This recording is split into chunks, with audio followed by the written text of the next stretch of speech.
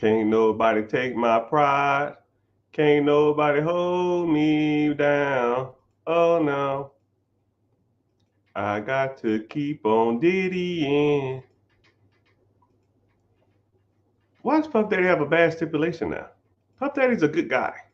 He seems like he's very trustworthy, and he seems like a good guy. Cap. Anyways, what's happening, everybody?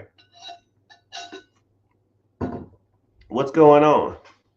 Hope all is well. And I hope you here and excited and ready to learn. Um, Question of the day, or somebody messaged me and said, I saw you on live. Thank you. Welcome in. Blessings to you too.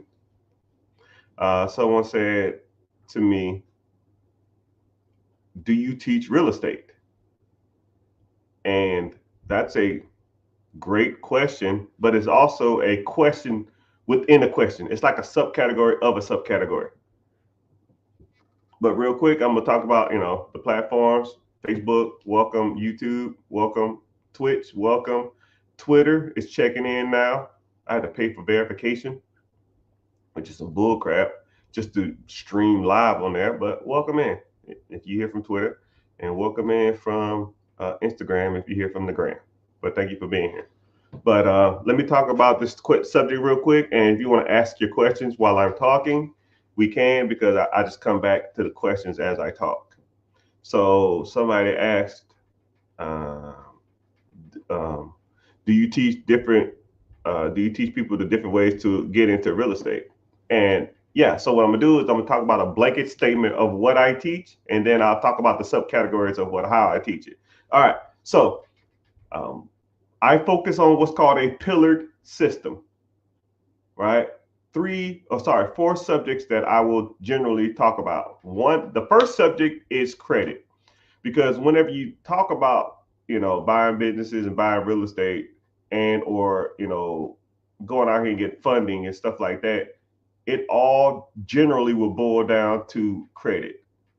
And, you know, if you want to go out and get lines of credit, you want to go out and get a car, put it on Turo, you want to go out here and buy ATMs, you want to go out here and use business credit, you want to go out here and buy real estate, you want to go out here and buy a sub shop or laundromat or a car wash, I don't give a damn. You're going to need some form of credit or a reasoning why people are going to give you money. Now you can establish rapport with people. You can get owner financing, but if that owner finance, if someone doesn't want to finance you, then you have to think to yourself, man,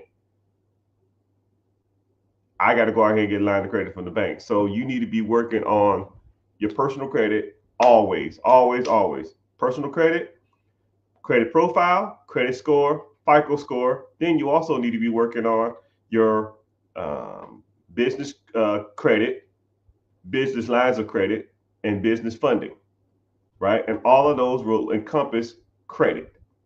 Okay. So also what we'll talk about too is then we'll talk about real estate. So there's multiple ways to make money in real estate. And I feel like the more weapons you have, it's like Batman in the utility belt. The more weapons you have under your belt, the more batarangs and shark repellent or smoke bombs you can pull out, right? If you're good at subject two, then if deal comes up and it's sub two issue, sub two, let's roll it. You can do wholesaling. You can do bird dogging. You can do BRRRR strategy, BRRR, buy, rehab, renovate, refinance, repeat. You can do fix and flips. You can do buy and hold. You can do just straight up investment properties. You can do primary. You can do fourplex, quadplex. You can do commercial. You can do syndication. That means pooling people money together, going there and buying a property. You can do lease options. You can do tax liens. You can do tax deeds. You can do foreclosures, right? You can do estate sales. You name it. There's tons of ways to get money in real estate, but I hate the term you don't know what you don't know, because in theory you don't know what you don't know. You have to be taught what to look for and how to find those deals. Okay? Then you need to focus on ownership. ownership of a business or ownership of something that makes you money every month that you don't got to work that hard for or not work as much as you working for your job now. You know, if you're making $55,000 a year, working 50 hours a week, is there a business out there that I can buy that pays me $100,000 a year that I can work 20 hours a week? That sounds like a win-win to me. I work half the time and get twice as much money, and I'm my own boss. Only person that's going to yell at me is myself, right? And then what I'll teach you too is how to focus on putting the least amount of effort and energy and time as possible into it while maximizing the amount of money you get, right? Going to work for yourself and making $100,000 versus $50,000 and working 20 hours a week is good. It's still good. But if I can work 2 hours a week and still make the $100,000, or even reduce, now I can make $50,000 a year what I was still making in my job, but now work 2 hours a week. Now that's a win-win, right? So I'll give you a scenario real quick. What would you want? Would you want $100,000 a year and you work for yourself 25 hours a week? Or would you want to make $50,000 a year and you work for yourself 5 hours a week? You know, it's a question to everybody, man. I want to see y'all answer. I want to see what y'all thinking. 25 hours a week, 100K, 5 hours a week, 20 hours. I mean, 5 hours a week, 50,000. 50,000, 5 hours, 100K, 25 hours, right? Some people want the money. Some people just want to work for themselves. Some people want the time, you know, but those are things that you need to be asking yourself whenever you're going out here and looking for businesses, right? And then trying to own stuff where you don't have to work as much or not work at all, right? ATMs, storage units, Airbnbs, laundromats, restaurants, Dunkin' Donuts, gas stations. I mean, you name it. Party rental businesses. Who knows what's out there and what's available? But what I will do is I'll show you how to evaluate them, how to find them, how to get the funding for them, how to get the down payment. I'll show you the ropes. I'll get you all of that, son. So you focus on that. So now you're going to start bringing in more money. You're going to start bringing in money from rental properties, you know, all that other kind of crap. And then you're going to start bringing in money from the business you own. So now what you going to do with that money? You're going to take it and go buy Hellcats and Gucci? No, dog. That's trash. Now you got to start focusing on investing. Now the money you're making passively needs to go make more passive income. Meaning you make money from the real estate, you make money from the business. Now you got to put it into more pots that make more money. Investing, stocks, bonds, mutual funds, ETFs, 401ks, IRAs, ETFs, freaking whatever you name it. And now that money is making you more money, and so forth and so on. And then when that money comes in, you buy more real estate or you buy more businesses until you get to a point where you are making more money than you could ever imagine.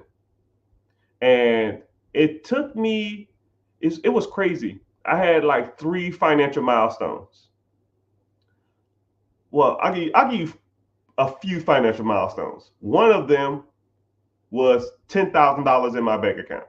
And I was like, damn, I'm rich. At least I felt like I was rich, right? $10,000? Man, I was damn near broke and homeless. I joined the military and I started saving up, but I didn't know what to do with the money. I just had the 10,000. Wow. Then the next milestone was 100K. Well, actually, I'll give you another milestone. One milestone was a rental property that was paying $800 a month.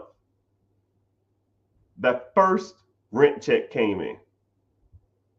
And then I said, okay, well, I made $800 on this. Surely to goodness, this month, I'm going to have to go work for that $800, right? Something's probably going to happen at our house. I'm probably going to go over here and fix some pipes. I'm probably going to go over here and fix a dishwasher or a leaky pipe or something. or it's gonna be a leak in the roof, something. But the first month that nothing happened, milestone. Oh, here's another $800. And the little wins is kind of what helps, right? Because $10,000 is probably not a lot of money, but it's a win. A win's a win. $800 that you didn't have to work for, that's a win, right? Then I hit 100,000. Wow. And I was like, damn, 6 figures, right? Man, I feel like Puffy, right? Old Puffy, not that new Puffy shit. Fuck that. And then a net worth of $1 million. No, I had 10 properties. First 10 properties I had, because once you get 10 real estate deals, then you think to yourself, man, if I did it once, I can do it twice. If I do it twice, I can do it 10 times. If I did it 10 times, I can do this forever. While working full-time active duty military, which is kind of hard to do, right? Because people think they work a lot, but active duty military works way more than most people, right? Way more. We're up at like 4:30 in the morning and we getting off at like 6 o'clock in the afternoon every day. It's just rough. I wouldn't trade it for the world, but I would never go do it again. Never, ever, ever, ever. They couldn't pay me 10 times the amount and make me a 4-star general to go back to the military. You couldn't pay me enough. All right. Another milestone is, $1 million bucks. I did the math on it. I started subtracting, deductions and bills and shit like that. And then called the missus up and said, yo, check this out. What is this? I said, yeah, that's $1 million bucks. I said, oh, you feel like a millionaire? I said, no. I was like, oh, feels exactly the same. And then buying your first business and all kind of stuff like that. But once you start making a decent amount of money coming in, then you got to start finding out ways to like try to avoid taxes and put all that other money to work. But that's a whole nother story. But yeah, so those are things that I focus on whenever it comes to teaching or coaching people, right? We got to focus on the pillars. You got to focus on your credit. You got to focus on learning about investing. You got to focus on real estate. You got to learn about businesses, right? None of those are more important or less important to me. I will never downplay credit and upplay real estate, or downplay owning a business and upplay investing. All of them to me are just as equally important. And you have to learn how to pretty much master those 4 pillars. Once you master those 4, it's a lot of this money stuff is kind of downhill from there, right? And if you want to go get some other stuff afterwards, that's cool, but let's focus on that. But that's a good question that someone asked. So I'm glad y'all here. That was kind of like a general introduction to what do I typically teach people, or what guidance I can kind of give people, or coaching that I give if people ask. But we can go into some other stuff too. I mean, I'm pretty well versed at this stuff, but that's just the basics of what I teach. We get it's really deep dive. So I always talk generally for like 15 minutes, and then people can just ask questions as they come along. So I'll kind of say this real quick. If you're here on any other social media platform, click the link in the bio and go to YouTube and watch from YouTube, or go search The Rich Get Richard on YouTube and watch from there. It's going to be the same thing. I'll actually do this. I see YouTube live comments first before I see anything else. Everything else is kind of like a blur on here. It's kind of weird. I don't see other stuff, other comments first, right? I see that first. I see YouTube comments first. So if you're on here watching, just go to YouTube and then say, if you want to, just comment, hear from Twitch, hear from Twitter, hear from Facebook, hear from XYZ, and it kind of lets me know that you just came here from another platform, which I really appreciate. All right. And YouTube pays me, right? Most other platforms don't. I don't mind if you're here for free. You don't have to give anything. Just ask the questions away. But I like the YouTube to compensate me for my time, right? They want me to get more people on their platform, even though if you don't have to follow anything, but if you want to, you can, and turn your notification on. That you can, but yeah, we go from there. I see people coming in. Appreciate you. Okay, also let's get started asking some questions. 5 hours a week, I could fit more into my week easily. Yeah, you'll be surprised how much more time you have when you don't have to go, 8.5, 9 hours to work, an hour and a half to commute. Uh, Whenever you go from, you know, an hour commute to work, an hour lunch, and then 8 hours at work, and then an hour back home, and then you probably need like an hour to like wind down and eat, right? You're at like 14 hours, and you got to sleep what, 7, 8? Now you got 6 hours to do whatever you want, but that ain't enough time to damn near do anything, right? I see you in from TikTok. I see you, one of my old students. I know you, man. You Mr. Bodybuilder, right? Always wearing do rags. Used to wear do rags all the time in tech training. But yeah, commercial real estate. If you wanted to get in that stuff, we talk about that stuff too. Commercial real estate is one of those industries that are like, I ain't gonna say it's harder to get into, but it's one of the most gate kept industries in all of America, to me, my personal opinion. So anybody who's ever got into or know about commercial units, I mean, it's like really gate kept.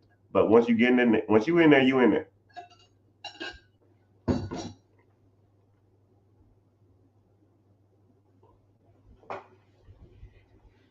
Real quick question.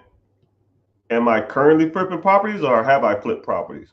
Am I currently flipping? No. Like, it's kind of weird. This gonna sound real weird. Don't judge me. I'm on like a real big spiritual journey now, right? So I'm like getting in with my inner peace. Like I've been hustling and pushing forward so hard for like 10, 12, 15 years that my mental psyche has almost took I needed like a reset. So I'm on like this spiritual journey. So I really haven't been doing a lot of things that I need to be doing. But I'll get back on it. But honestly, I've only been looking for investment properties only in like 2 areas, and I'm kind of picky. I can afford to be picky. I'm not in a rush, right? Do you think the Feds will cut rates 2 more times before the election? If you really think about it, before the election, during the election, or even after the election, people always talk about Mike or Sir, whoever. That's a great question, but I'm gonna put you on some real game.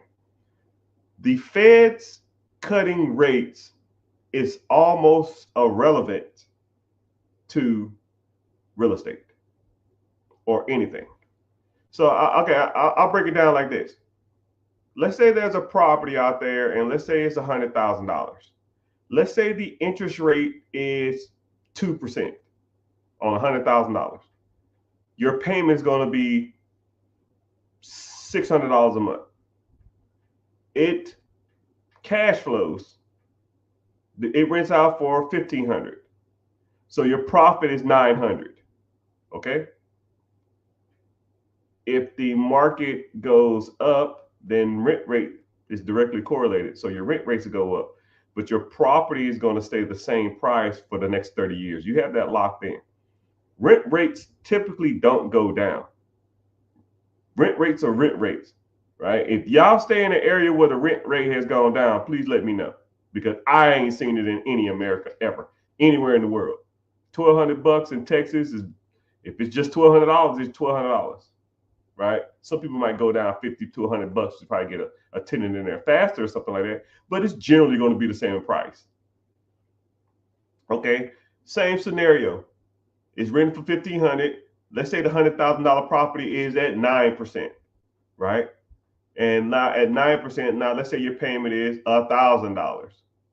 $1,000, 1,500 minus 1,000, you still profiting $500. And that payment is locked in for 10 years or 30 years. If you are cash flowing on a property, why do you care what the interest rates are? You know what I mean? You're focusing on the wrong thing. Does it make you money every month? If you look at the cash flow and it makes enough money for you to do the deal, you shouldn't even care how much the interest rate is. I don't even look at interest rates no more. I do not care. I'm here to tell you right now, we don't care. We don't care. Actually, I just refinanced a portfolio of 10 properties at whatever the interest rate was. I cashed out 6 figures. You don't pay capital gains tax on debt. And my cash flow is still, 20, 30% on average for a piece of property I got. So if I refinance 10 properties and my the average rent rate in that area is $1,400 and my average mortgage on the properties is $900, I'm cash flowing $500 still, and I cashed out, $200,000 of debt, which debt-free debt you don't pay capital gains tax on. I pay no taxes on my cash out. Then I still make $500 a month per property. 500 times 10 property, that's $5K. That's $60K a year. I didn't say shit about no interest rate. Don't care. If your payment is $500 with a 10% interest rate, you need to rent out for double. But that's a good question, right? But yeah, don't give a damn about the number. I don't give a damn about the Fed rates. Don't care. Now, if you want to get into like a cheaper primary home, maybe, but even then, the money you're saving on interest rates, you're losing out on equity. I mean, think about it like this. Either you're going to be in a battle, with the price, or you're going to be in the battle with interest rates. When interest rates was low, you fought the price. When interest rates was high, prices went up because people was fighting over the price. So now you got to deal with interest rates, but not a lot of people are buying now. So you can kind of catch a deal. But let's say you bought a house 2020, so 2020. Man, there's too many houses. Man, it's too hard out here, man. The houses are cheap. It's too hard to get a house. Yeah, you bought a house for $300,000 in 2020. Now your house is probably worth $500,000 now. You're chasing an interest rate and you lost out on $200,000 of equity. But now the interest rates are high. Now you're complaining that, man, interest rates are high. But when interest rates were low, you was complaining that the houses was too high. Now the houses are high with high interest rates. You got to pick your poison, man. Actually, there is no poison to pick. Get your ass in a house and then start buying investment properties. As long as they cash flow or you're living in one, work with it. Say word.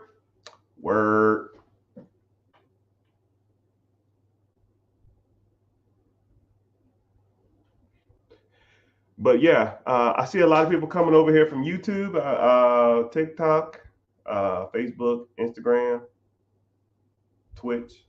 I got to count. Somebody's always in Twitch. I don't know who.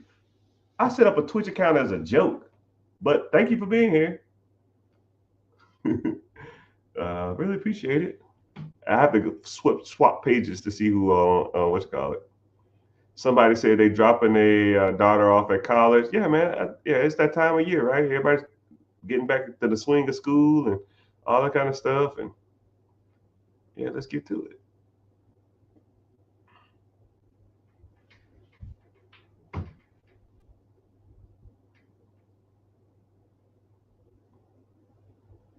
Yeah, I was talking about, would you want to work 5 hours a week for 50,000 or 25 hours a week for 100,000? Some people will work for the money. Some people want to do as least amount of work as possible. So it really just depends on that person. Should I sell my primary home because it's debt free? No. You don't have to sell it. If you've been in it for so many years, you can do a HELOC. You can do a refinance too. Refinance, you don't have to pay debt, capital gains tax on your debt. If you sell it, if you ain't been in the house for 2 years or 3 out of 5 years, you got to pay capital gains tax. But you're going to need to find another house. The house you're probably going to move into is probably going to be just as expensive. HELOC is probably one of your better options, and or refinance will probably be second. I don't think you need to sell your home. Let you have a place to go. And also, too, if you want to do any of those options, I will have a plan on why you're doing it. Like, you just selling your house to sell your house, or you want to sell your house to buy investment property? You want to sell your house to buy a business? You want to sell your house to invest more into a stock market or 401k or something like that, and to beef up your retirement account and stuff like that? Because I do feel like equity is dead money. I mean, it doesn't do anything. It just, you don't make any money off equity unless you sell the property, refinance the property, or HELOC the property. So, I mean, you have options. Just depends on what you want to do. Or refinance it, take the money, buy another property, and rent it out. Go from there. You don't necessarily have to sell it though. My apartment is way easier to operate than a single family home. Yeah. The crazy part about it is it takes just as much effort to buy a one family home than it does to buy it takes just as much effort to buy an apartment complex than it does to buy a single family home. Now you can get into single family, duplex, quadplex, fourplex cheaper than an apartment, but the paperwork and the due diligence and the home inspections and the termite inspections and all that kind of crap is pretty much exactly the same. And especially if you have a property manager, a good property manager in your team or your area and stuff like that, it's a whole lot easier to do that type of stuff, especially if they're doing everything for you. So they both had their perks. They both had their pros and cons. The main one is down payment, right? If you're a veteran, you can get a VA loan, and that's 0% down. You just need to have a 580 credit score. A 580 credit score and 0 down. You just need a job with 3 months on duty. I mean, come on, dog. You can't beat that, right? I know apartment complex probably is cool and all, but there ain't too many investments where I pretty much don't have to put anything down except for termite inspection and maybe $1,500 in closing costs. Termite inspection, home inspection, and it's one other inspection I can't think of. But you might be all in $1,500. That type of shit you can't beat. Sorry for the profanity.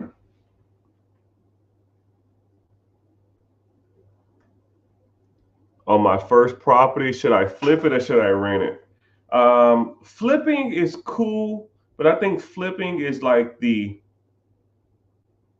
stepchild of investing. Once you get into flipping, you always have to keep flipping. There's no end goal to flipping. You just got to keep flipping because you say if you bought a property for 50, you put in 50, and you sell it for 170. You're gonna pay some closing costs and some fees and stuff like that. And let's say you profited 50. You have to do a 1031 exchange so you don't have to pay capital gains tax on your 50. So now you got to roll that 50 you made over to another property. And now you got to more likely buy another property to flip it. So now you have to, or you can split that profit up into 2 properties, and now you got to flip both of those. And now you're just constantly flipping, constantly chasing the tail of the flip game, which you can make some decent money, but You start getting into like buying and holding, it's a little slower. You know, you're not gonna make $50,000 in like 8 weeks or nothing like that, but you'll have some decent equity. You'll have some cash flow, $500 to $800, and then you take that profit and you save it up and you buy another one. I mean, it's just slower. They both had their perks. They both had their ups and downs. Just depends on what you want to deal with. Say word, word.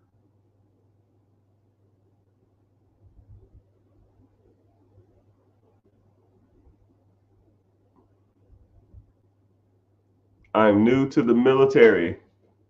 I've heard a VA loan from a property has much lower interest rate too. Yeah, you don't have to pay. So the perk of having a VA loan is you don't have to pay PMI, property mortgage insurance. You put zero down.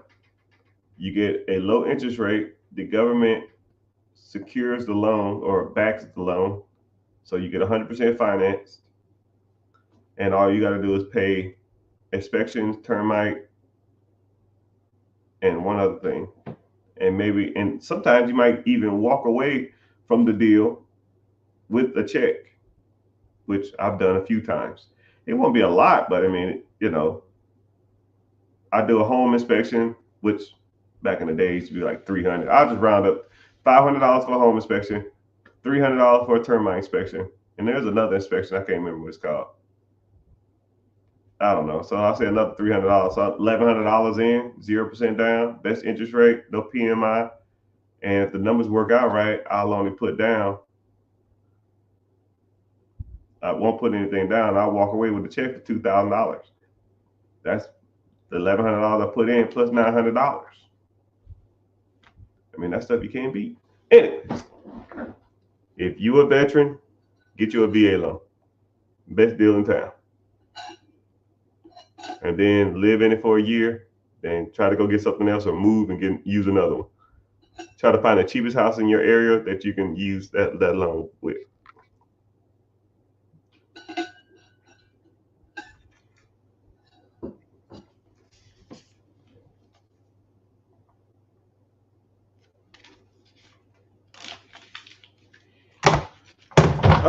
But yeah, welcome in. I see people trickling in from the YouTubes. I see people trickling in from the Instagram. I appreciate y'all for being here. I'm streaming on all platforms besides one of my Instagrams is acting up. It's kind of funny how that works.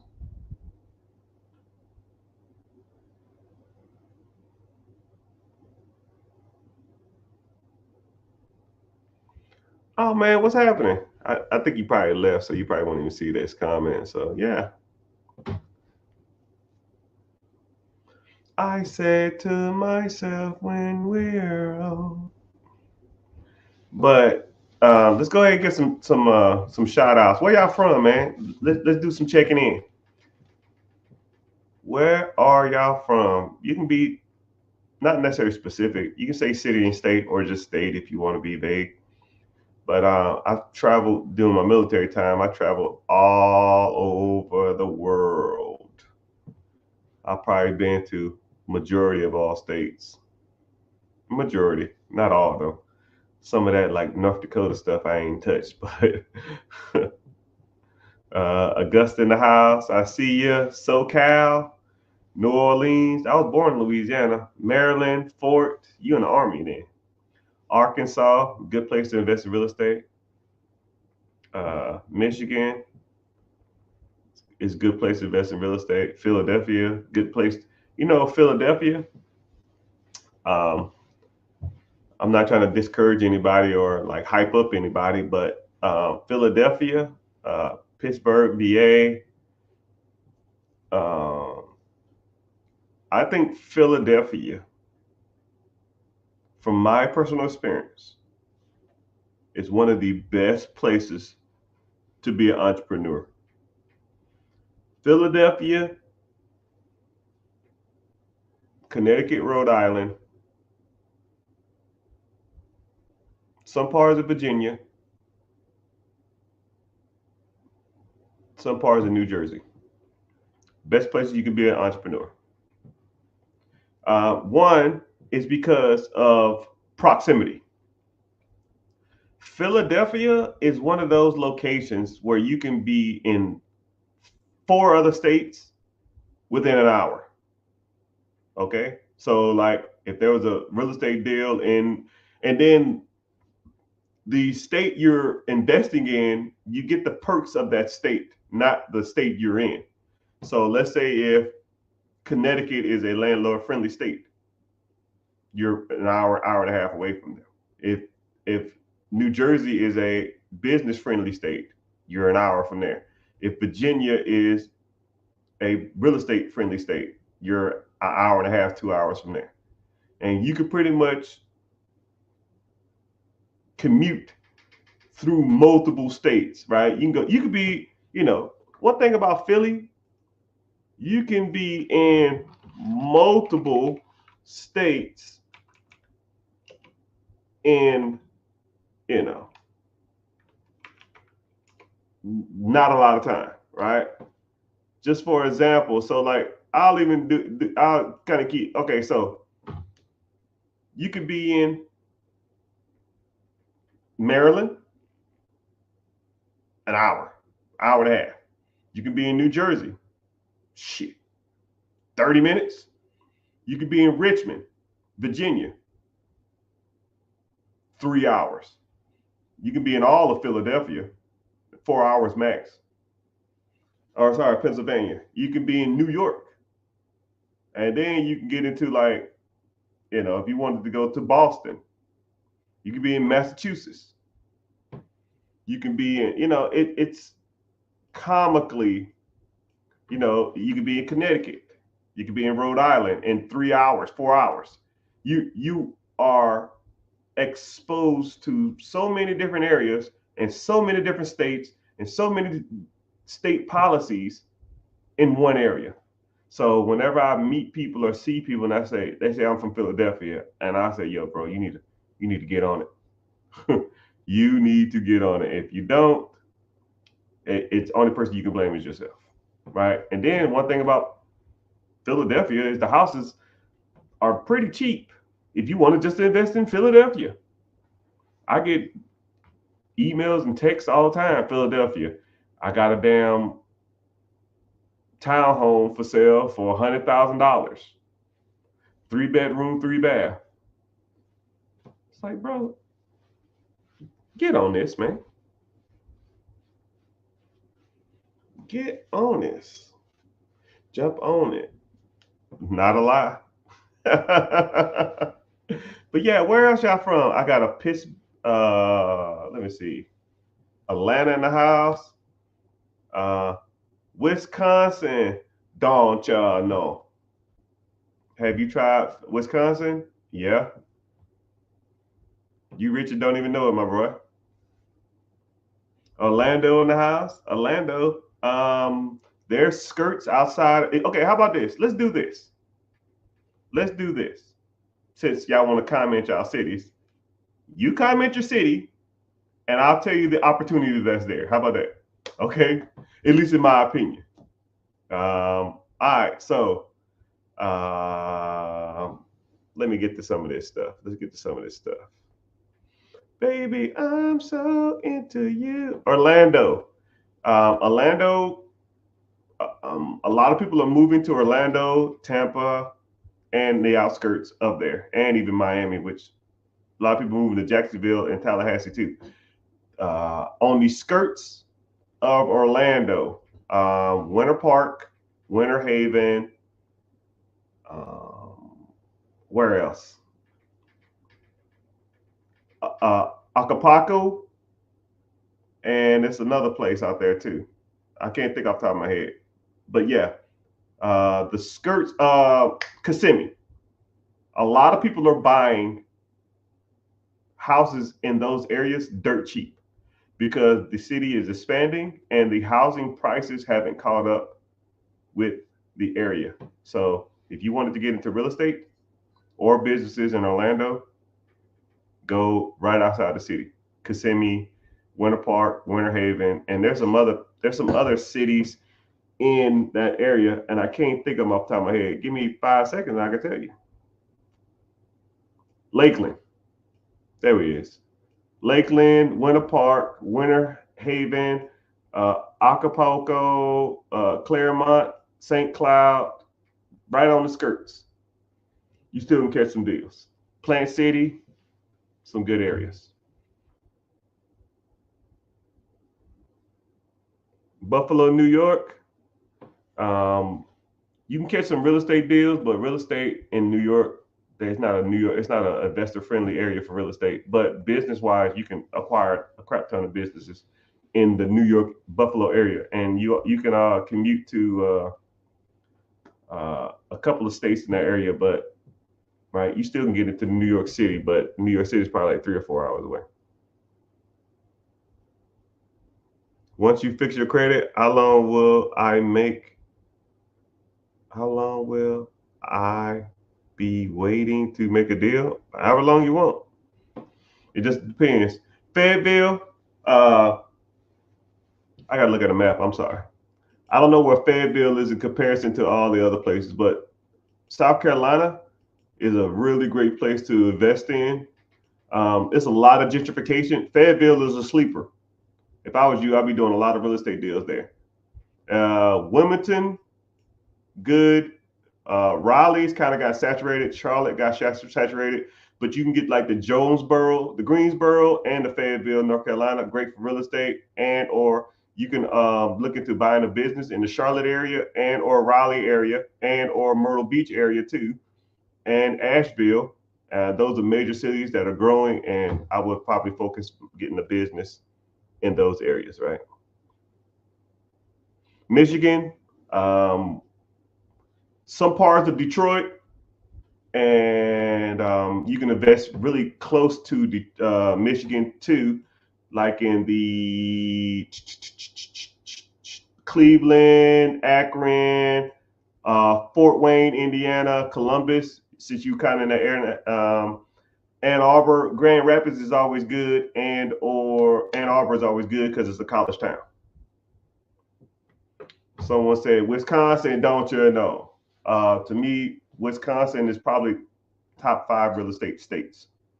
They're real estate friendly, and the cost of living there is kind of high when the acquisition of businesses and or real estate is super cheap. They haven't caught up with it. Nashville, good for businesses. They suck on real estate unless you go to like outside the skirts. You got to get into like the Antioch, and or I know Nashville is about an hour south of the border of Kentucky. I would probably start looking into buying real estate in Kentucky if I wanted. I wouldn't do Nashville. Nashville kind of they got blew up and they went to shit. Okay, what else we got? New York City.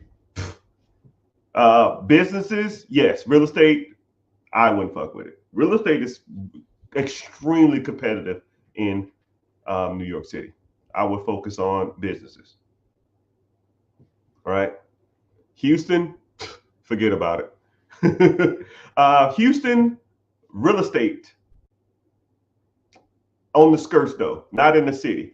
But one thing I don't like about Houston, Houston is like the scam capital of the world, man. And I would hate to deal with people that either want to scam me or rip me off. If I want to get into a business, I would happily commute or even move to Austin, San Antonio, or even on the skirts of Houston, right? That Houston downtown, that's just trash. There's no way, right? You can even get into better, and then also too, Houston, skirts of Houston and the skirts of San Antonio and the skirts of Austin have better real estate deals than Houston proper, Houston downtown. I wouldn't fuck with Houston. Claremont, I don't know what that is, brother. You can't just say oh, Claremont, Florida. Okay, yeah. You can't just say a city, man. I don't know what that means, man. Marietta, anything in the perimeter, I think it's called the perimeter of Georgia, I wouldn't mess with, right? Anything outside the perimeter, you still can catch some deals. but it's kind of on the south though, right? You probably got to get into like damn near like Jonesboro and Peachtree City, and you still can find deals. But if you want to get into some really bigger cash flow and stuff, I would migrate a little bit more north, probably like the Rome and north 75 area, right?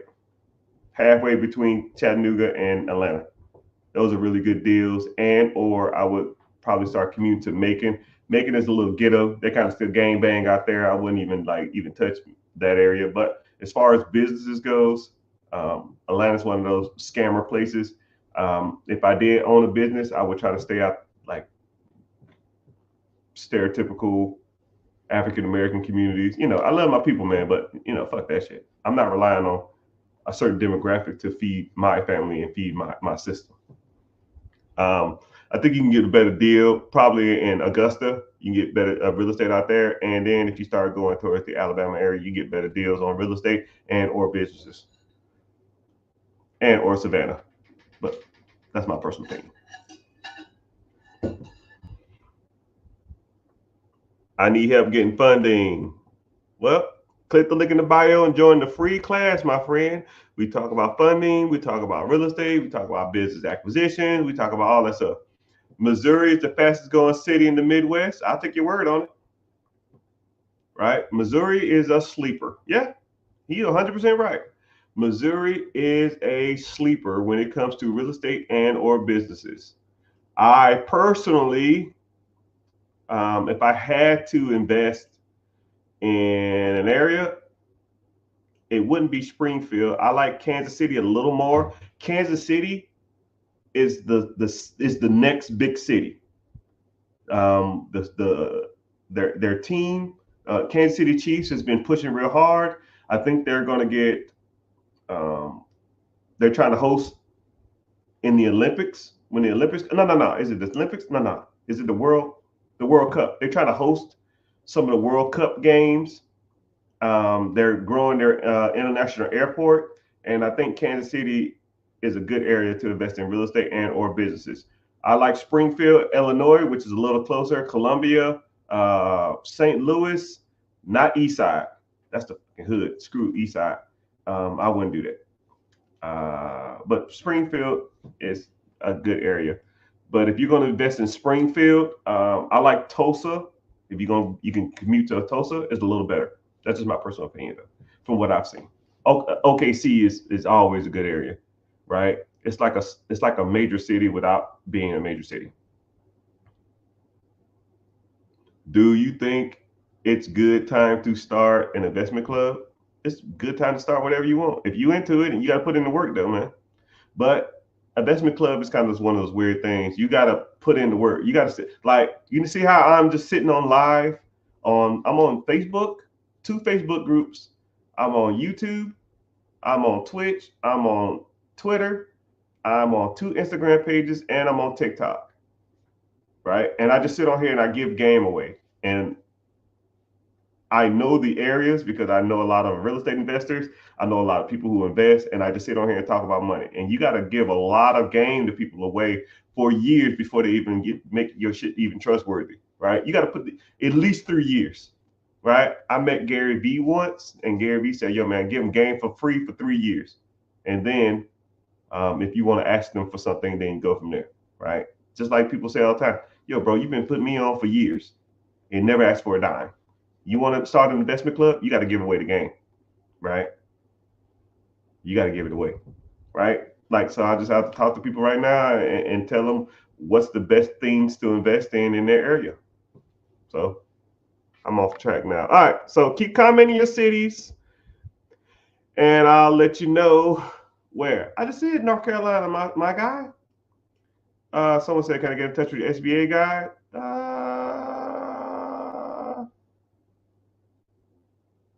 I thought you was in the community, man. You just asked me in there.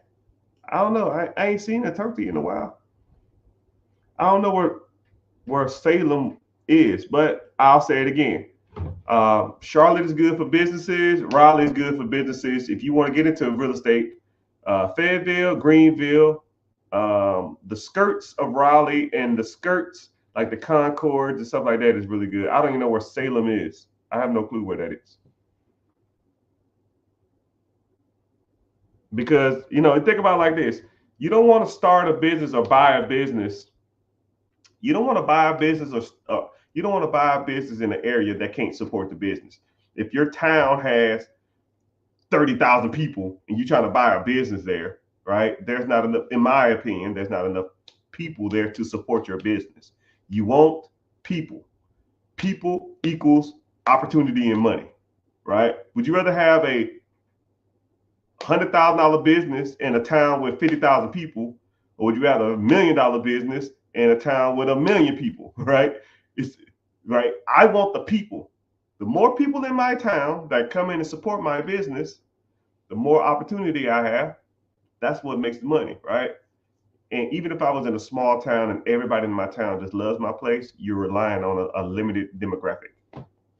And if some new up and coming place come up, then I'm screwed, right? But you got a distant place in in a bigger city, you can always thrive. But hey, what do I know? So that's why I always try to, like, if I'm gonna invest in if I'm gonna invest in an area, I'm gonna invest in an area that can support what I want to do. Now with real estate is a little different. You can almost invest anywhere in real estate. Try not to get to like the whole donkey towns, but majority of cities you can almost invest in real estate because people are always gonna need a place to live. Now, when it comes to businesses and stuff, I want to have more population. Okay, just my personal opinion. Someone said Green Bay, Wisconsin. Don't y'all know? Yeah, Green Bay is sleeper. Actually, Green Bay just came up. Green Bay just maybe in the last 2 years, prices just doubled. I wouldn't personally want to invest in Green Bay. I would go to like what's the cities? I can't remember. Not Dupree. Not Minnesota.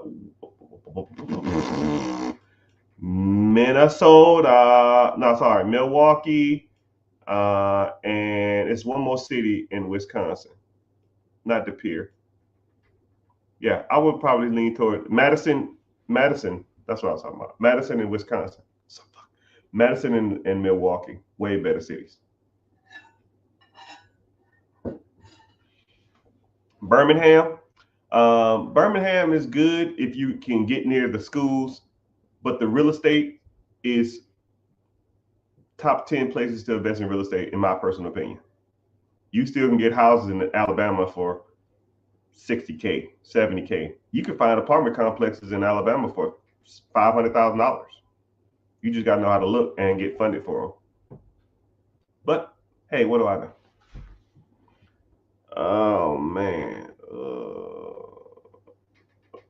When it comes to real estate, starting off, should you make about 10 calls a day until you get what you need? I don't know what that means. No. Hell no. Who you calling? Ghostbusters? Making 10 calls to who? Hey man, you want to sell your property? You want to sell your property? No, man. I don't outbound. I inbound. Right? I can teach you 5 techniques right now to have your phone off the fucking hook. 5 techniques. But I'm not. You want to learn? Click the link in the bio, join the free class, right? It is what it is, man. But yeah, no, I used to do outbound for a while. I used to cold call, and then I hired a service to call people. And then after a while, I said, these leads are dead, right? But when someone calls you, they about that business, right? Think about it like this. If I called 100 people and asked them to buy their property, how many people would say yes? Probably 5 out of the 100. Now, if 10 people called me who had a property for sale, how many people are going to want to sell their property? All 10, right? I'd rather get 10 people calling me than me calling 100 and get potentially 4 or 5 and get cussed out 95 times. It's not worth my time. So, yeah. That's a good question though. What about what are my thoughts on Section 8 rentals? Tony, sir, you've been here long enough to know my thoughts on Section 8. I hate calling people out because as soon as someone comes in here and say Section 8, I have to do it. There are people on these sites that sit around and talk about Section 8 like they the fucking, sorry for profanity, the greatest thing since sliced bread. Section 8 is just another way to receive payment from a property. Just one way of the 20 that I teach, right? What about just a regular tenant that pays through a property manager, right? The property manager pays you on the 5th, Section 8 pays you on the 1st. What's the difference? Section 8 might pay you 5 to 10% more, but you got to get inspected through the government to make your house Section 8 approved, which the inspection process is not even that hard, but it's just one more necessary step. For let's say if the property is supposed to rent off for $1,500, I get $1,600 versus $1,500. My cash flow is $800 versus $900. Ooh, right? You got 100 damn properties. Okay, well, I made $57,000 this month versus $59,000. You think I give a damn about that? Right? Section 8 is cool. So is wholesaling. So is syndication. So is BRRRR strategy. So is lease options. So is freaking buy and hold. So is BRRRR method. So is Section 8. So is syndication. So is sub 2. So is lease options. So is bird dogging. All of that shit the same. It's the technique is irrelevant. Let's get some deals done. Right? It's like saying, I want to be an MMA fighter. What specialty should I specialize in? It don't make a difference. You want to focus on Taekwondo? You want to focus on kickboxing? You want to focus on karate? Don't care. Get your ass in this ring and let's fight. That's the goal. Someone said New Orleans. New Orleans is okay.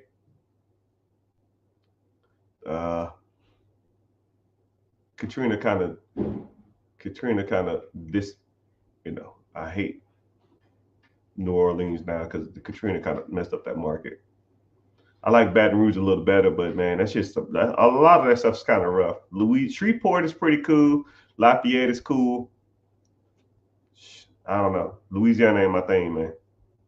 Louisiana is not my thing. Maryland, good. Kind of saturated though. Kind of overpriced. But that's just my personal opinion. Illinois, yeah, Illinois is a sleeper. You can get a lot of deals in Illinois. Because one thing about Illinois is you can still go up to like the skirts of Chicago, which ain't the hood. And then you still can do like some Naperville stuff or Naperville. And you can still go to like Springfield. You still can get down to St. Louis for a decent price. And in Indianapolis, Cincinnati, and Fort Wayne, good real estate.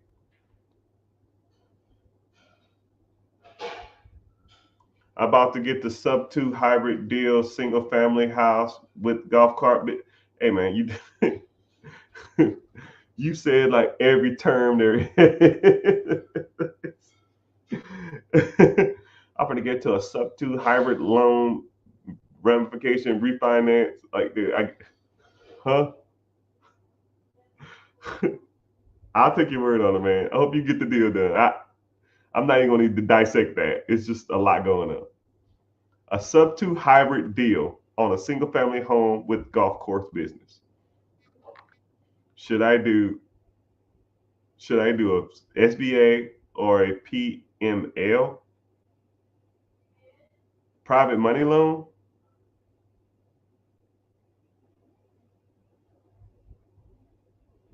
Whatever, get the deal done. I don't know, man. You lose me. You like saying words. I get what you're saying, but it's just like, what? A single family home with a business attached? Huh? You hurt my head, Mr. You hurt my head, sir. But I love answering y'all questions. I'll comment y'all cities. But like I said before, if you're watching here from Facebook, if you're here from Twitch, Instagram, Twitch, X or Twitter. Like I said before, or even Facebook, click the link in the bio, join, and watch from YouTube because YouTube pays me to be here, right? I don't mind talking, right? You might as well go ahead and contribute to me making some kind of money. I really don't make much, right? I think for every like 15 minutes you stay here, I get like a nickel or something, but it adds up. It adds up. Someone said, yeah, both Oklahoma and Tulsa are sleepers. You think I'm out here screwing around? Shit, I am not out here playing, right? And I'm gonna tell you something. I'm gonna kind of put you on to something. I have a good friend who owns a call center, and all the guys you see on, hey man, buy my program. Hey guys, I've been buying real estate in these areas for years. Hey man, let me teach you the game. Hey man, I'm doing Section 8. Hey man, I'm doing wholesaling. Hey man, all those guys that you see on social media for years, the person they use to call all these places to buy their property, I'm good friends with them. And every time I get to talking to them, I say, hey, what's going on? How you doing? I'm doing all right. Hey, cool. Yeah, man, you need to get on some of these properties. You need to get on these businesses. Well, my credit ain't the best. You know what I'll do? I'll work on your credit for free. But in exchange, I want to know where people are buying properties at.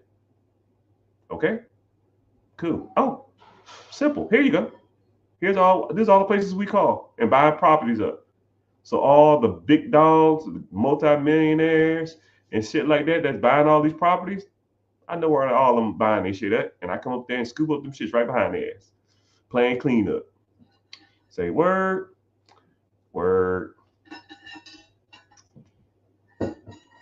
But yeah, click the link in the bio, join in on YouTube because it helps my platform grow. And yeah, appreciate y'all being here. So let's keep going. ATLANTAGA, that's where I stay. You still can catch some sleepers unless you want to do some fix and flipping in the Georgia perimeter inside of 275. You still can catch some fix and flips out there.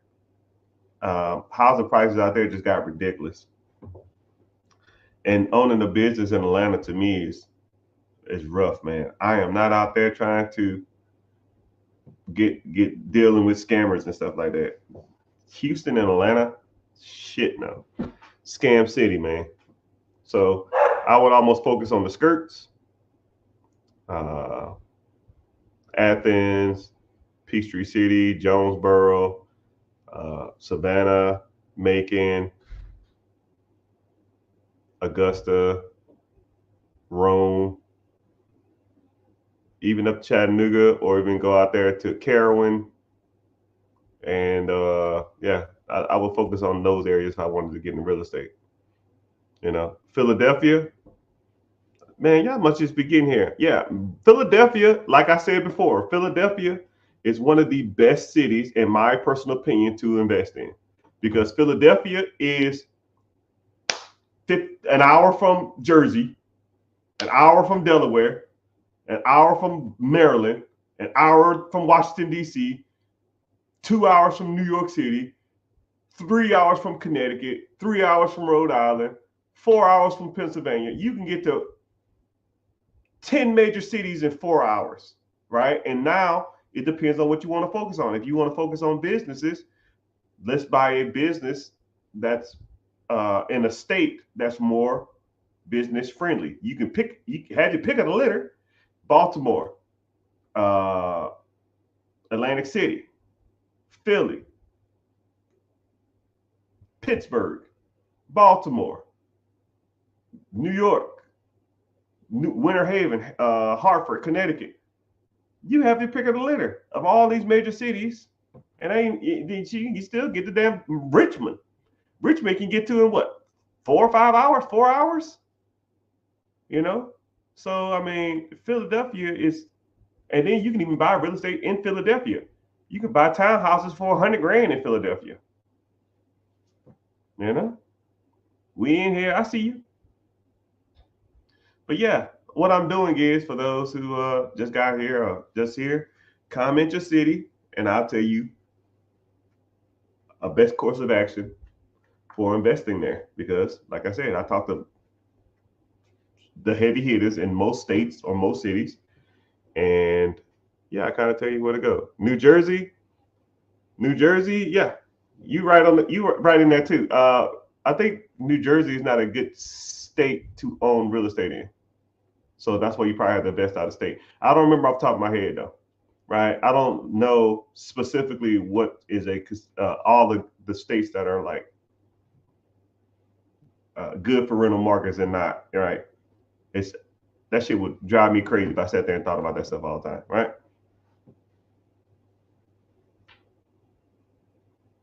Come to the mentorship. We drop gems every day. Yeah, Brad, click the link in the bio. Join the free class. We talk about that type of stuff. Tampa, businesses in Tampa is good. Real estate in Tampa, not so much. If you wanted to fix and flip, you still can catch some deals. But if I wanted to invest in the Tampa area as far as real estate, I would say you still can catch some sleepers in some parts of Clearwater, but it's like buy and hold, not a lot of fix and flips. Um, I would invest in a little south. Well, really not now because of the damn storm, but Sarasota is a good area to invest in. Uh, Spring Hill is a good place, but I would go out. Plant City, Lakeland, Winter Park, and Winter Haven, and Lake Wales, especially Lakeland. Um, I fixed and flipped a house in Lakeland. I paid $40,000 for it. It was a 3 bedroom, 2 bath with a detached 2 story garage. I took the 3-2, renovated it, and I converted the 3 bedroom. I converted the duplex. I converted the 2 story garage to a 2 bedroom, 1 bath. And man, I ended up selling that shit for 350,000. But it took about a little over $100,000 though. So I made about $150. Just rolled it over to another property. 1031 exchange. Say word, word. Was it 1031 exchange or no? It wasn't 1031 exchange. It was a damn. I'm confusing my tax benefits now. But you know, whatever. It's irrelevant. I heard Gary, Indiana. Gary, Indiana is the worst place to invest ever in history of America. Gary, and like I'm gonna tell you something, right? Easiest way to think of it. If if they gang bang, don't invest there. Okay? If you driving through and you see like Vice Lords and Crips and Bloods and Hoover, no, I'm good. I'm good. You couldn't give me that shit. Gary, Indiana is the butthole of America, and it's gonna be like that for years to come. There ain't no jobs. There ain't a big market out there for investing. Uh, I'm good. There's way better places to invest in Indiana than Gary. All right. For one, Indianapolis is 10 times better, and also Fort Wayne is good. You can even go to Columbus and go to the Columbia, Ohio. Go to Columbia and or Dayton. Gary gave us MJ, and that's about it.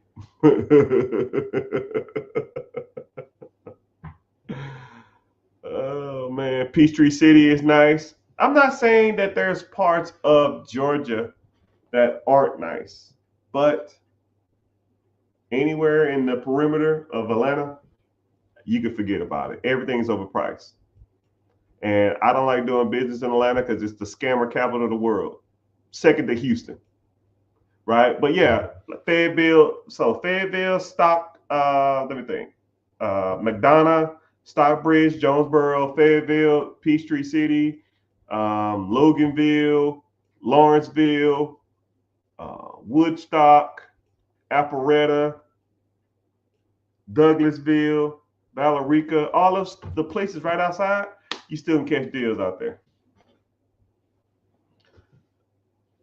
Someone said, can you help with business funding? Yeah.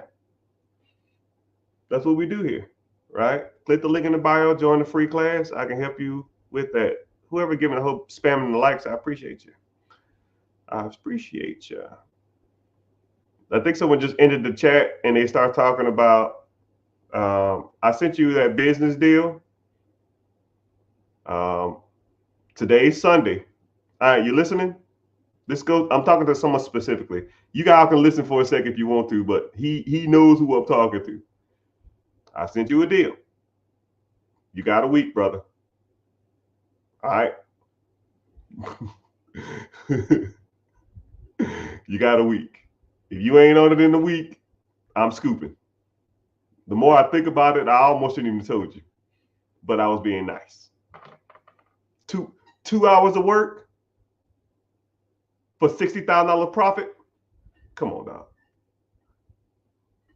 That's $5,500 a month for 2 hours of work. 2 hours of work a week. That's 10 hours a month. I'll even break down that calculation if you want it. So 5,500 divided by 10 hours a month. That's $550 an hour. Now, who in here makes $550 an hour? Raise your hand.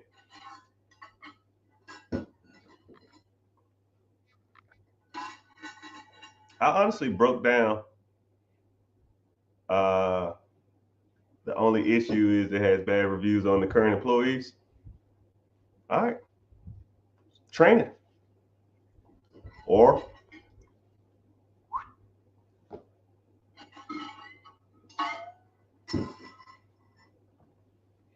I would say, if I bought a business and it had bad reviews, I probably would either, first of all, I would comment on every review as the business and say, I'm sorry that you had to go through this. We're under new management now. If you want to revisit us, we're in a training program to give our clientele a better experience. And hopefully we can regain your trust in your business, stuff like that, right?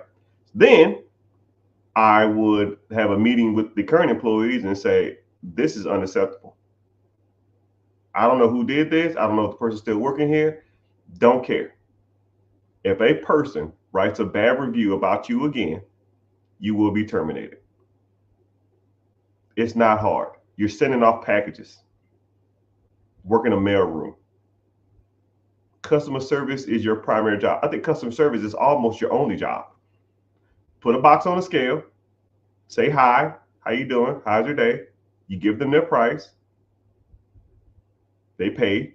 You put a sticker on it. You send it to the back, wait for the UPS driver. When people's mail come in, you put it in the slot. This is not rocket science. If you can't comply with this, I will replace you.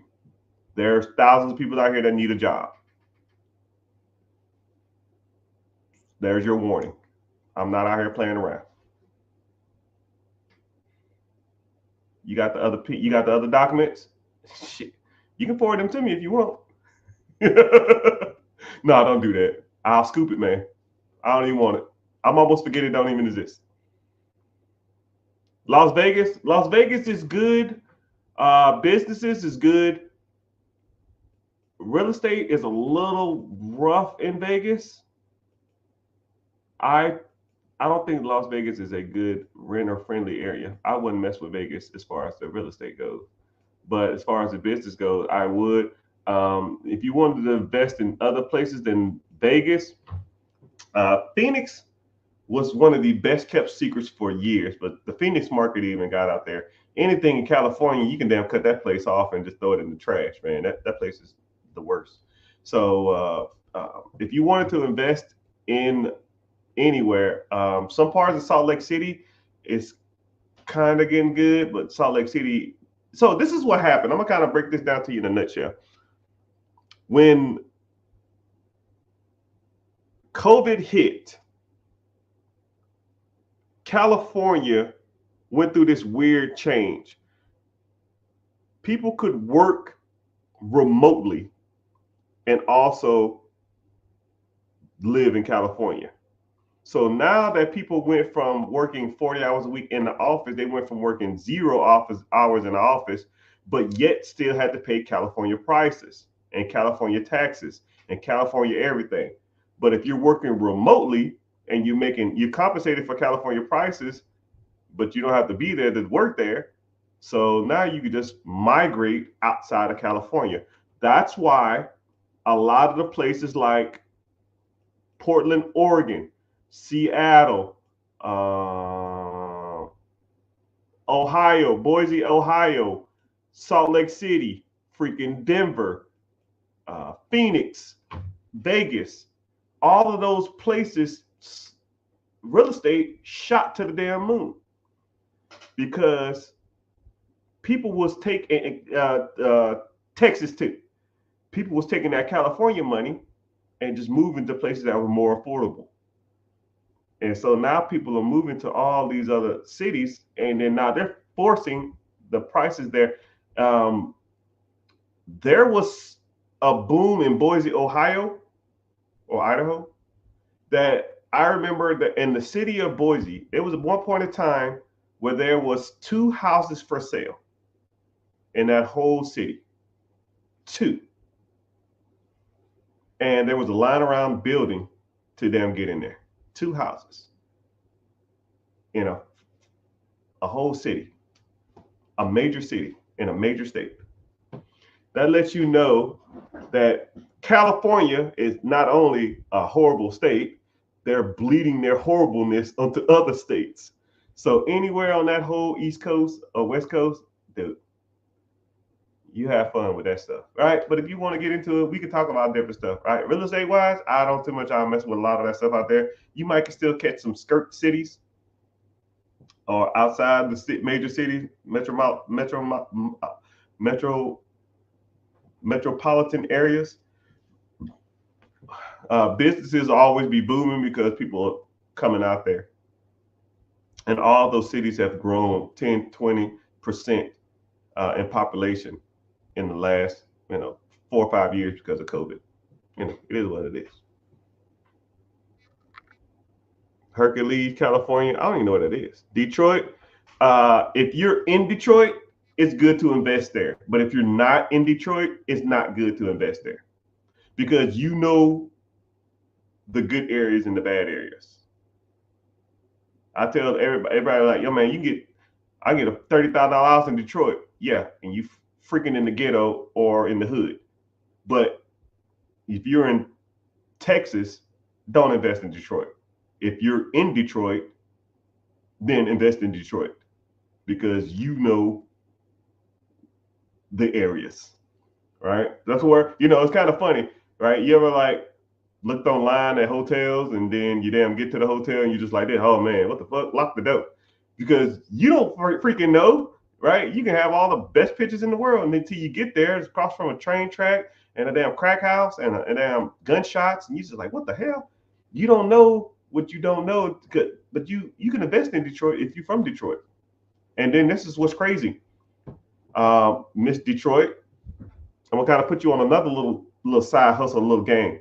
If you're in Detroit, there's a lot of people who want to invest in Detroit who don't live in Detroit because they think that homes in Detroit are good investments. What you need to do is you need to start a consulting service, right? Charge $100, $200, $500, don't give a shit, right? We'll make it $199. And what you do is, hey man, I'm thinking about investing in Detroit. Cool. It's $199. I'll tell you all the best areas to stay in, all the best areas to live in, all the best areas to invest in. And if you need me to go buy a property and take pictures of it, I'll charge you an extra $50 per property if you need me to. So now you're making money off of other people buying property, right? And you ain't even got to invest there. You're just the I call them word man or bird dogs. You're like the bird dog, right? So a bird dog is when someone goes shoot the bird, and then the bird dog, like remember Nintendo? He goes out there and gets the bird and brings the bird back to the the guy who shot it. The shooter is the investor. You're just going out, taking pictures of a property and bringing it back to them. And if they want to shoot more property, that's fine. All you do, you get paid just for providing that service. $50, $60, $100, right? Okay, cool. I'll go out and take property pictures for $50. You buy the property, you give me $250. If they're making, $500 a month on the property, who cares? They don't give a damn. And then this is where it gets better. They're not there. Why don't you start a property management business? And now you consult them on what properties to buy. You take pictures of the properties they want to buy. And now you manage the properties that they buy for them. 1, 2, 3. You make $150 on the consulting. You make $50 on them taking pictures. You make $150 for you buying the property, and then you make 10% of the rent whenever they have the property. God damn it, this shit's easy, man. Why ain't y'all rich? This is what I do, people. Man, jeez. But hey. What do I know? What do I know?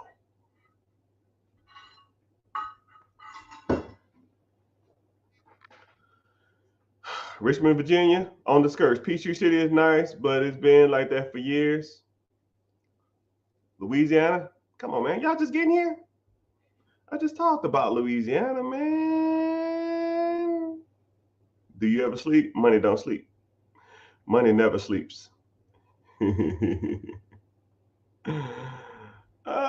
That's why I come here to learn. Can your boy get a consultation? Yeah, link in the bio, sir. Click the link in the bio. It'll say a webinar. Sign up for the webinar. Come hang out. Come learn. About simple as it gets. But yeah, my throat's hurting. I'm getting tired. Y'all gotta ask more questions. I will talk all day. I hate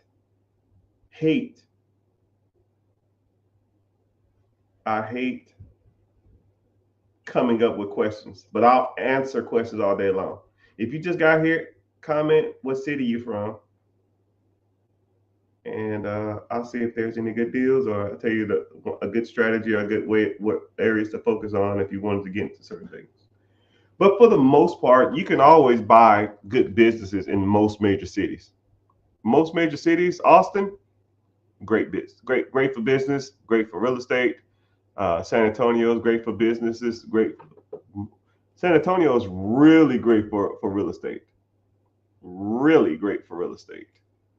Round Rock, good for real estate. On the skirts, Austin is kind of saturated with the real estate thing because of the software jobs that are there. They kind of like pushed up the prices on a lot of that stuff. So real estate, you still can do some fix and flipping, but if you want to get on the skirts and just start finding real estate out there, but there's a lot of property. So for those who don't know, one thing about Dallas is, or one thing about Texas is a owner finance first state, or a owner finance real estate agent state, meaning that like, so for example, let's say if you lived in, I don't know, Kentucky or something, I don't know. You go to buy a property that's listed on the MLS, typically you got to have financing through a mortgage company or something like that before you make an offer on the property. You say, hey, this property is for $200,000. Will you take $199 for it, or $195? They go to the agent, they go to the owner, and they say, yeah, I'll take $195. Now you got to go get financing through a mortgage company. And that's typically how it's negotiated in most states. But one thing about Texas is that Texas states can be negotiated owner financing through the agent, which doesn't happen a lot. So for example, if you live in anywhere in Texas, You can call up the agent and say, hey, this property's for $200,000. I'll give you $5,000 down, and I'll pay you $1,000 a month for the next 30 years. And then they'll present that offer, and if they take it, then the seller pays the commission through the sale of the deal, which is typically the down payment. So in theory, if you lived in Texas, you can just pretty much make 50 offers a week. Worst they can say is no. Now you're gonna need some down payment money, but there's strategies and techniques that I can teach you that you can almost, in Texas, in a lot of states really, but especially in Texas, you can almost buy a new house every month. You can buy a house every week if you really wanted to. So yeah, if that's what you want to do. Sleeping is for broke people. Shit. Yeah, I try not to sleep, but it was a time when I used to be on it, man. I used to just be like 20-hour days, man. But my body's just like, oh my goodness, I'm fucking tired.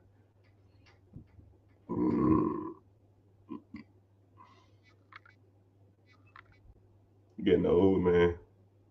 Body can't do it like I used to. Let me see. How can I go through seller financing through Illinois? You got options. Can't go through an agent though. Can't go through an agent. You got to find some deals. There's ways you can do it though, right? I can't share my screen here. If I could share my screen, I could walk you through it, but that's kind of a detailed thing. I just kind of explain Texas because Texas is one of those weird states. But yeah, you can almost own or finance anything. You just got to know what you're talking about. You got to know certain techniques and ways to do it.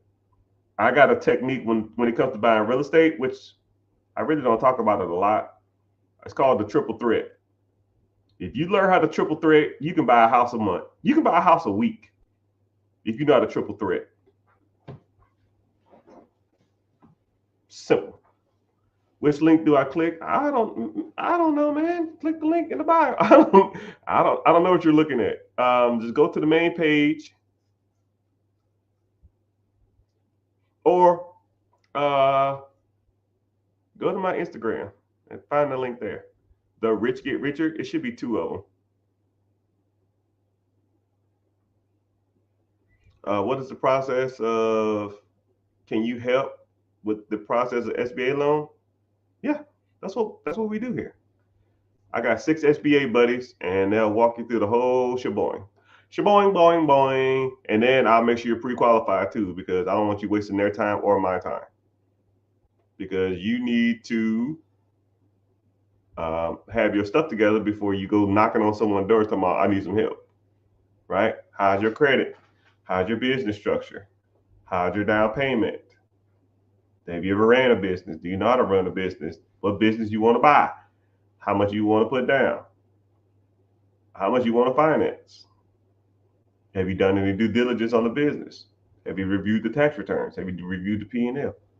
There's a lot you got to go through, right? And see, what's crazy is you have 4 or 5 different loan programs when it comes to the SBA. SBA Flat, SBA Express, SBA 7A, SBA 504, just a general SBA. If you want to buy a business that has property tax, now you're in the 504 program, right? What's your requirements for a down payment? What's your requirement for credit, right? Does it, can the business pay for the loan? And what's your loan amount going to be now, right? You got to learn that type of stuff, man. What percentage do you need down for an investment property?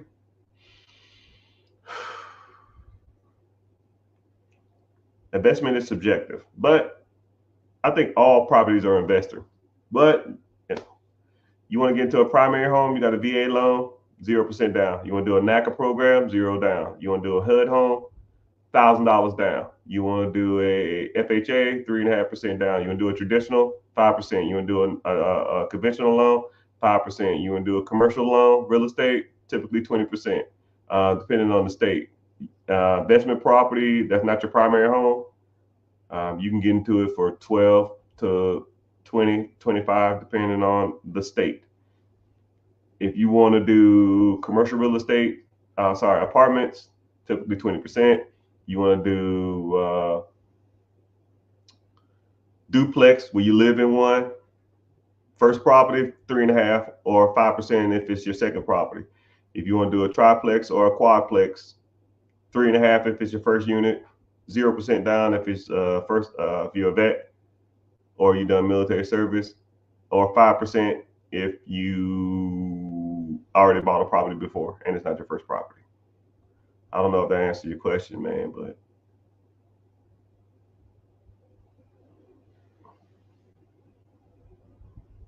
hey, XRP, I'm gonna say this the nicest way as possible. Okay, do not take offense to what I'm about to say to you. Right? I'm just being nice when I say this. Okay, the nicest way possible.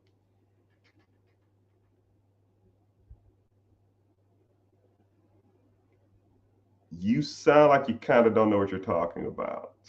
You need some true guidance. Okay. I'm not saying you're not, I'm not saying, don't take it offense. But when people are trying to pop a deal like what you're saying, they say different stuff, right? Like this. Hey man, I want to be a professional basketball player. Cool. Do you have any experience in basketball? I got some Jordans.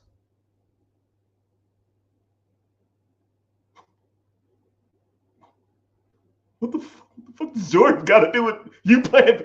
Okay, like that. That's what you sound like. I'm not trying to be rude, but you need some help, my Brian. You need some help. I'm not saying. I'm not saying you're right or wrong. You just. I deal with businesses and real estate a lot, and when people say certain things, right? They it's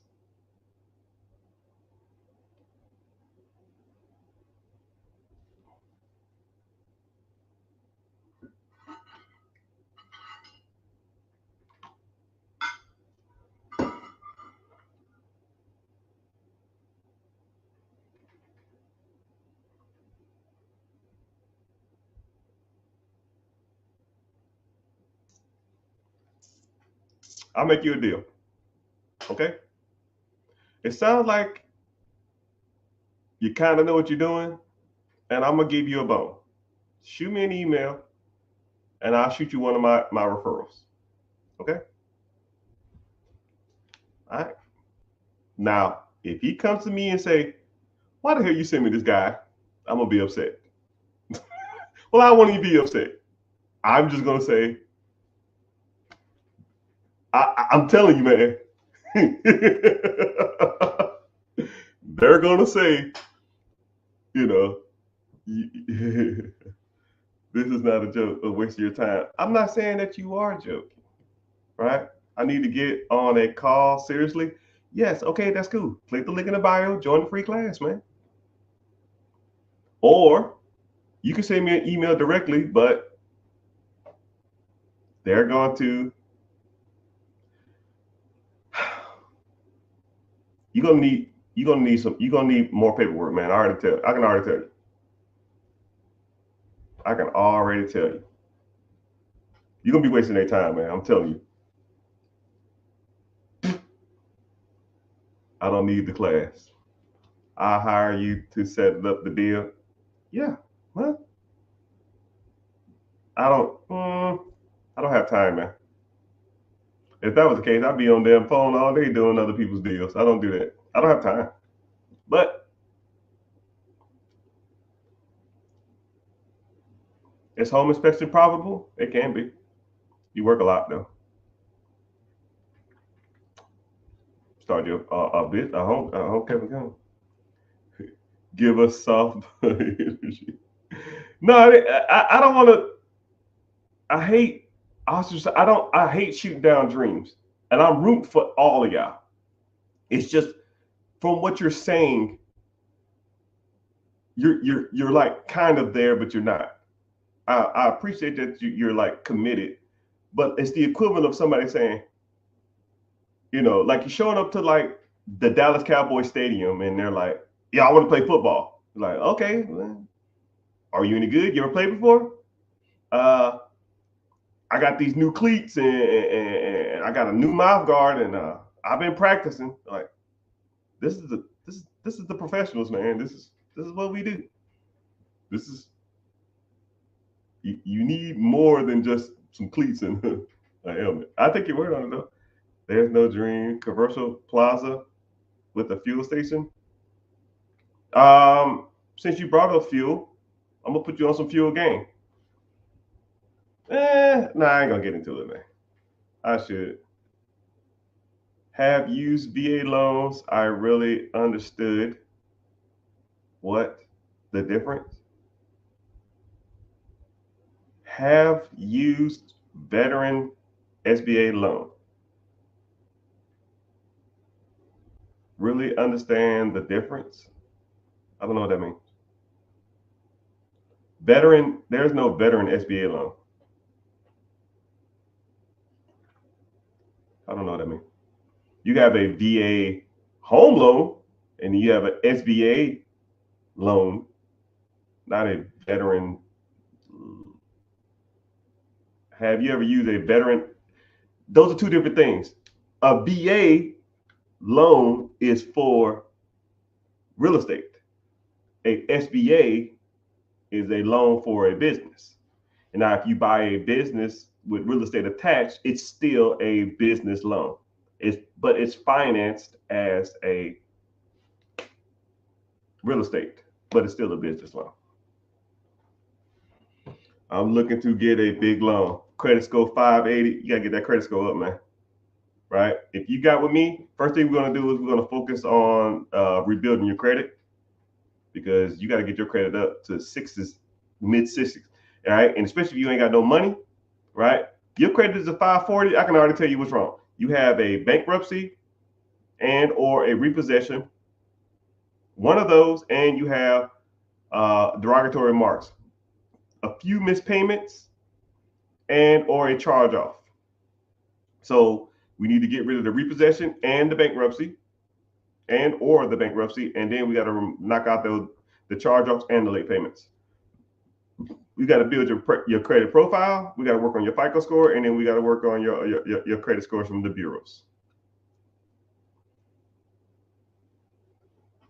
None of those derogatory marks. None of those derogatory marks and credit collections. Yeah, I knew it was something, right? You might not have had the repo. You might got a lot of hard inquiries too. So you got to get your hard inquiries under 5, which download the Credit Karma and the Experian app for free. Look how many hard inquiries you got. And that's per bureau, not just total, right? Some people are like, I got 4 inquiries. Yeah, that's 4 per bureau. That's 12. It's not just 4. Oh man, I got 12. Yeah, 12 is more than 5. And 12 times 3 bureaus, you got 36. You've applied for credit 36 times in the last 2 years, because it falls off every 2 years. So now you're desperate for credit. When people are desperate for credit, they don't get any credit. And people keep applying. I had one dude that had 96 hard inquiries. Why the hell? How many times? You applied for 30 damn... Dude, you applied for credit 90 something times in the last 2 years? You're applying every damn 3 days. What would you recommend? Well, first of all,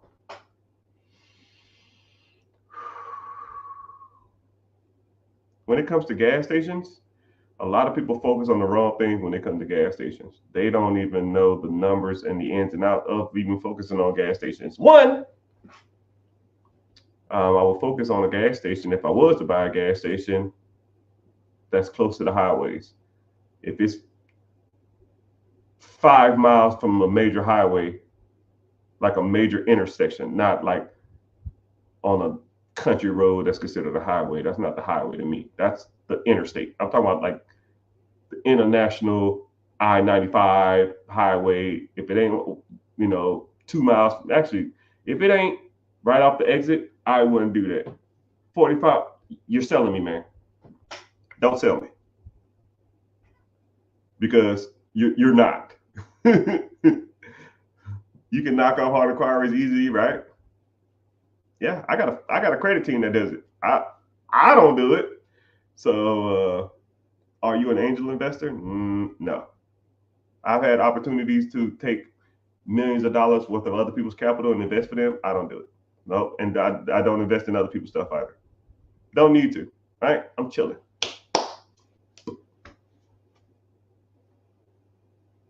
So if I'd like you to be within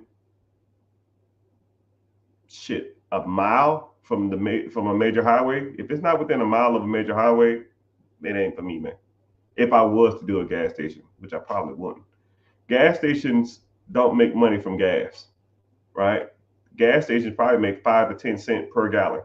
So if a person comes into the gas station with 20 gallons, right, they're making 10 cents a gallon. Congratulations, you made $2. The majority of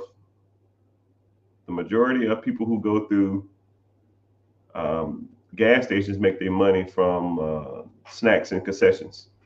The markup on a damn drink is the cup costs 10 cents, the slushy costs $1.59. So you sell a slushy for $1.50, you pay 5 cents for the slushy and the material, so you make $1.40 off that. You sell 20 gallons of gas, you make $2 off of that. You sold one slushy, you make just as much as 20 gallons worth of gas.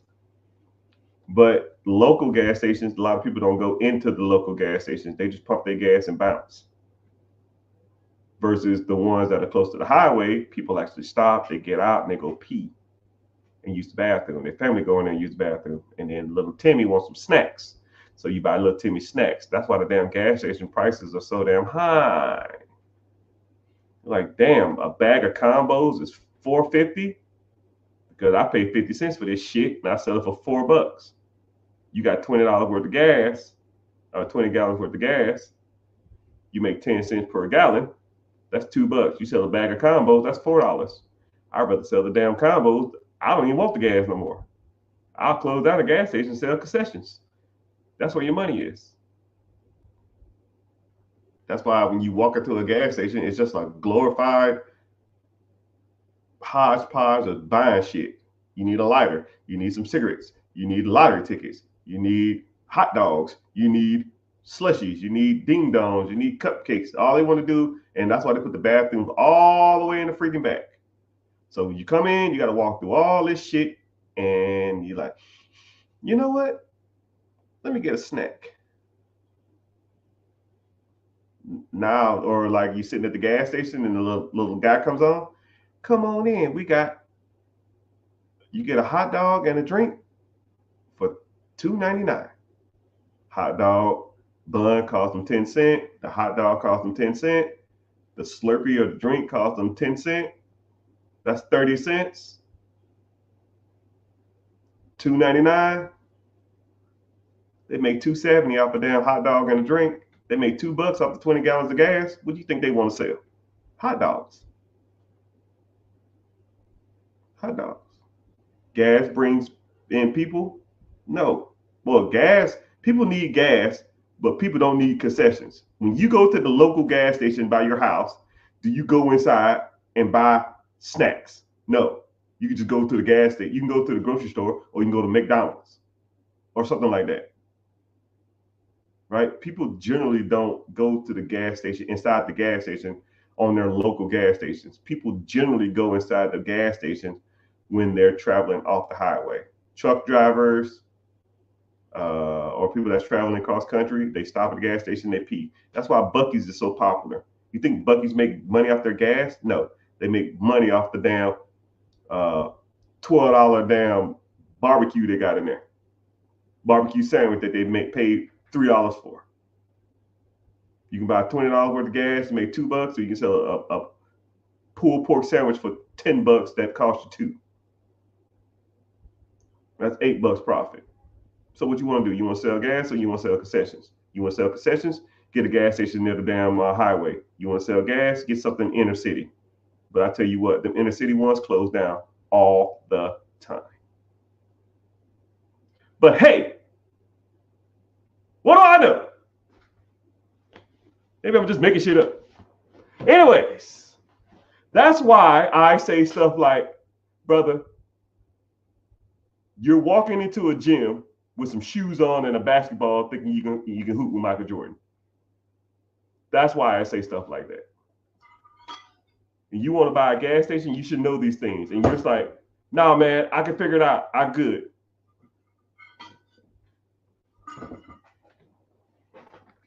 Come on now. Now you're reevaluating your whole deal.